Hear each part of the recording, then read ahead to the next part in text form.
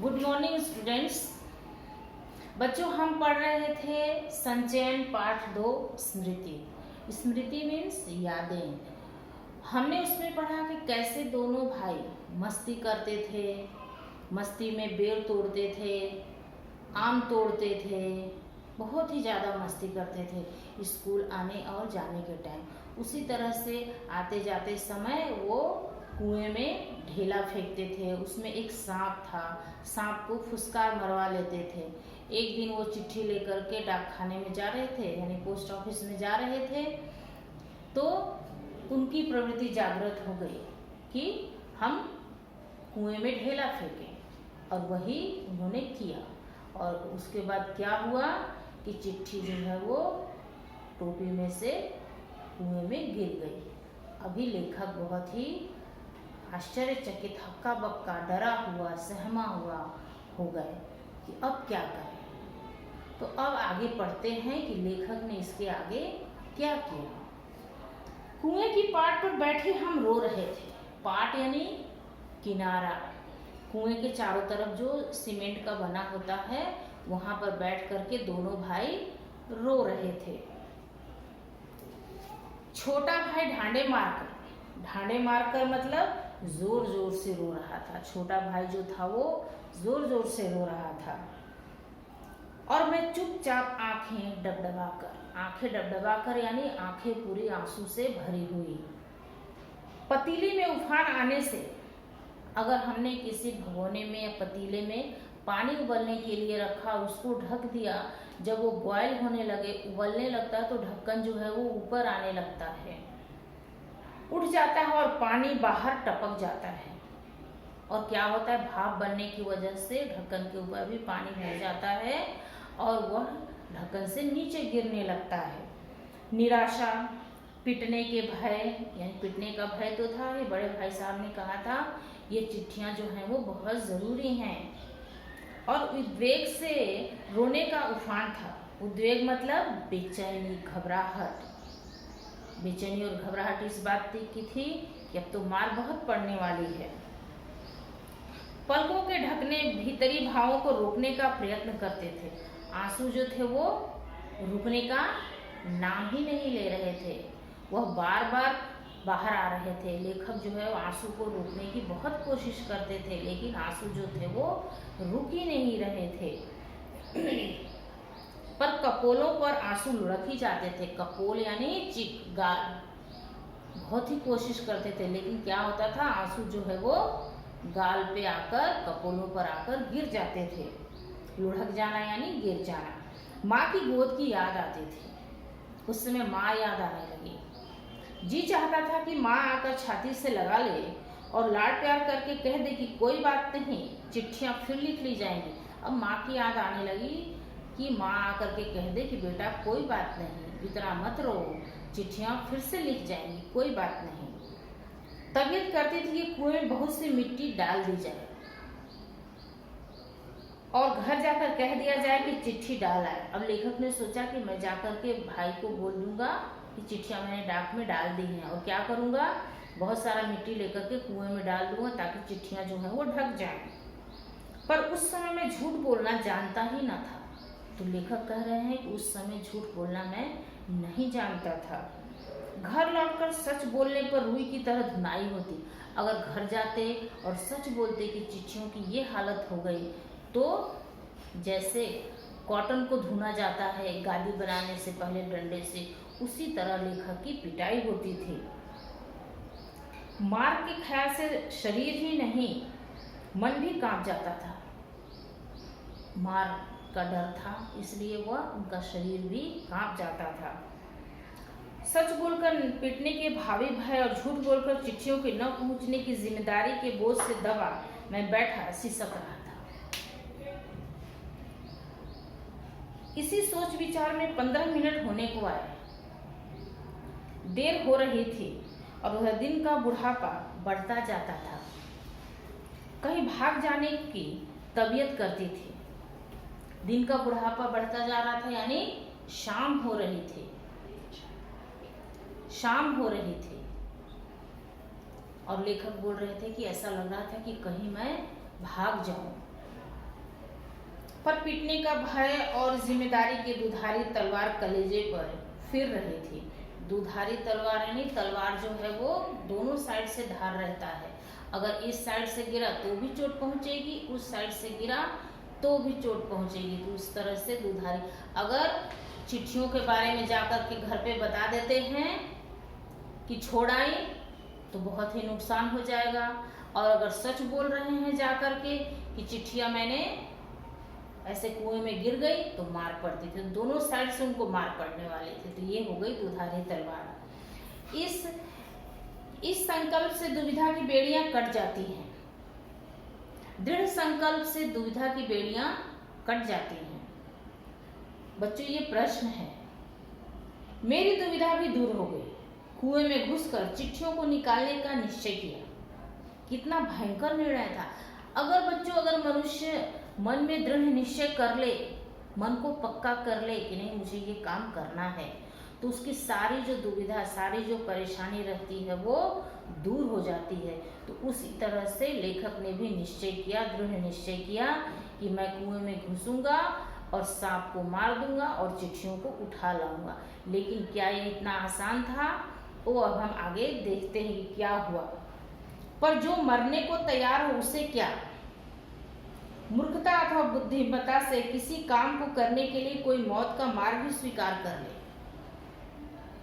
मूर्खता अथवा बुद्धिमत्ता से किसी काम को करने के लिए कोई मौत का मार्ग भी स्वीकार कर ले। अगर कोई मरने के लिए ही तैयार है, बुद्धिमत्ता यानी अपने बुद्धि से, तो वह जानबूझकर तो फिर वह अकेला संसार से भिड़ने को तैयार हो जाता है। तो जो अपनी बुद्धिमानी से, अपनी बुद्धिमत्ता से अगर मरने को तैयार हो जाए कि नहीं मैं ये काम करके ही रहूंगा, तो वो अकेले ही सारे संसार से भिड़ सकता है, यानी लड़ सकता है। वो लड़ने के लिए तैयार हो जाता है, ये बताया लेखक ने। और फल, रिजल्ट क्या होगा कि मैं जीतूंगा या मैं हारूंगा, यह रिजल्ट किसके हाथ में है? वो तो भगवान के हाथ में है। उसे फल की क्या चिंता? फल तो किसी दूसरी शक्ति पर निर्भर है, दूसरी शक्ति यानी भगवान पर। फल तो देने वाला कौन है? भगवान है। कार्य पूरा होगा या कार्य पूरा नहीं होगा, ये तो भगवान के ऊपर निर्भर करता है, डिपेंड करता है। उस समय चिट्ठियां निकालने के लिए मैं विषधर से भिड़ने को तैयार हो गया। विषधर यानी सांप। लेखक ने अब निश्चय कर लिया कि मैं कुएं में जाऊंगा और सांप से भिड़ूंगा और चिट्ठियों को लेकर आऊंगा। पासा फेंक दिया था, यानी मैंने निश्चय कर लिया था। मौत का आलिंगन हूँ, आलिंगन यानी गोद, मौत की गोद मिले अथवा सांप से बचकर दूसरा जन्म। अब मैं अंदर जाऊंगा, या तो मेरी मौत होगी या सांप से बचकर मैं दूसरा जन्म लूंगा।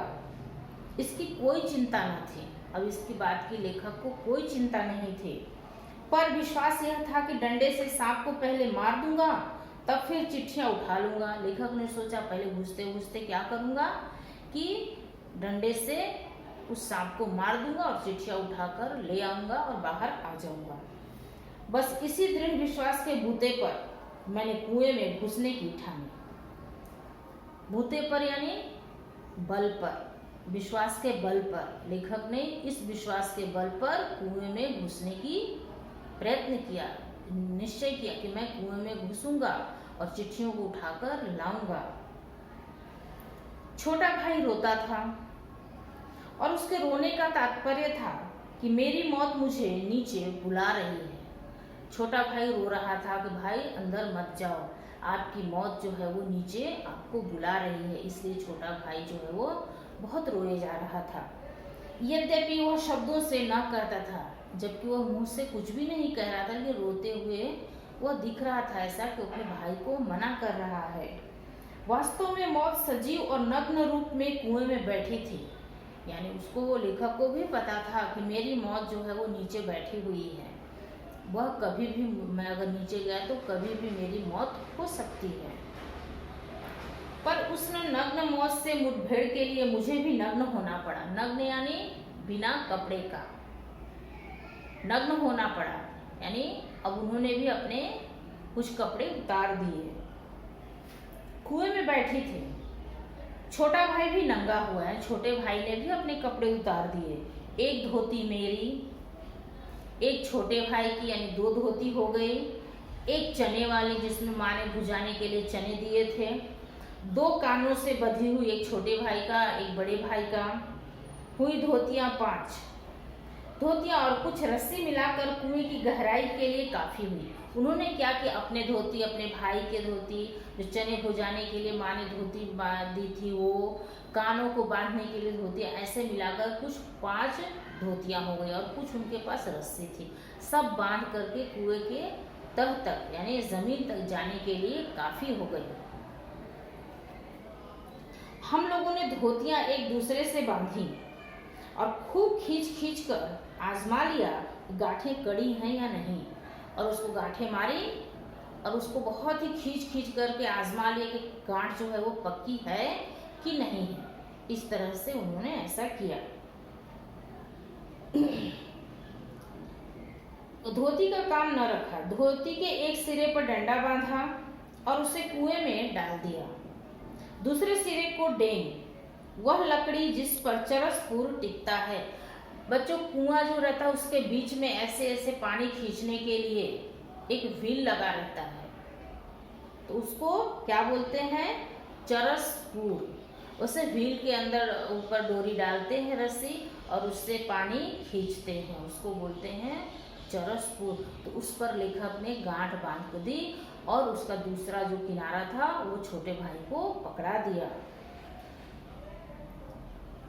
चारों ओर एक चक्कर देकर और एक गांठ लगाकर छोटे भाई को दे दिया। छोटा भाई केवल 8 वर्ष का था, इसलिए धोती को डेंग से कड़ी करके बांध दिया और तब उससे खूब मजबूती से पकड़ने के लिए कहा और भाई को हिदायत दे दी कि देखो, अभी मैं कुएं के अंदर जाऊंगा, इसलिए तुम बहुत ही मजबूती के साथ इस धोती को पकड़े रहना, छोड़ना मत। मैं कुएं में धोती के सहारे घुसने लगा। अब लेखक धोती पकड़ पकड़ करके कुएं में घुसने लगा। छोटा भाई रोने लगा। मैंने उसे आश्वासन दिलाया कि मैं कुएं के नीचे पहुंचते ही सांप को मार दूंगा। मैंने उसे, लेखक ने अपने छोटे भाई को भरोसा दिलाया कि देखो, डरो मत, मैं जैसे ही कुएं में पहुंचूंगा वैसे ही सांप को मार दूंगा, तुम रो मत। और अब मेरा विश्वास भी ऐसा ही था। कारण यह था कि इससे पहले मैंने अनेक सांप मारे थे और लेखक को यह विश्वास था कि इसके पहले उसी डंडे से उन्होंने बहुत सारे सांपों को मारा था। तो उन्हें विश्वास था कि मैं कुएं में घुसूंगा और सांप को घुसते घुसते मार दूंगा। इसलिए कुएं में घुसते समय मुझे सांप का तनिक भी भय न था। इसलिए लेखक बोल रहे हैं, जब मैं कुएं में घुस रहा था तो मुझे सांप का भय थोड़ा भी नहीं था। तनिक यानी थोड़ा। उसको मारना मैं बाएं हाथ का खेल समझता था। उसको मारना मैं बहुत ही बाएं हाथ का खेल समझना यानी आसान काम समझना, ये मुहावरा है, बाएं हाथ का खेल यानी आसान समझता है। तो इस तरह से लेखक कुएं में घुसने जा रहे थे। अब कुएं में आगे कैसे घुसते हैं ये हम अगले लेक्चर में पढ़ेंगे, ठीक है? तो आप लोग रीडिंग करेंगे और इसके पाठ को फिर से समझेंगे। तब तक के लिए धन्यवाद।